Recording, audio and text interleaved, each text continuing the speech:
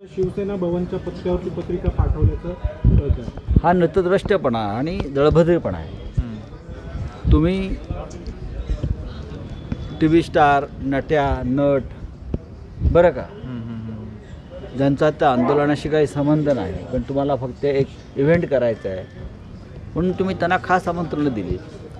पण ज्या ठाकरे कुटुंबाचा आणि शिवसेनेचा त्या लढ्याशी अत्यंत महत्त्वाचा संबंध होता, संघर्ष होता, तुम्ही त्यांच्याशी अशा प्रकारे वागत असाल तर प्रभू श्रीराम तुम्हाला श्राप दिल्याशिवाय राहणार नाही.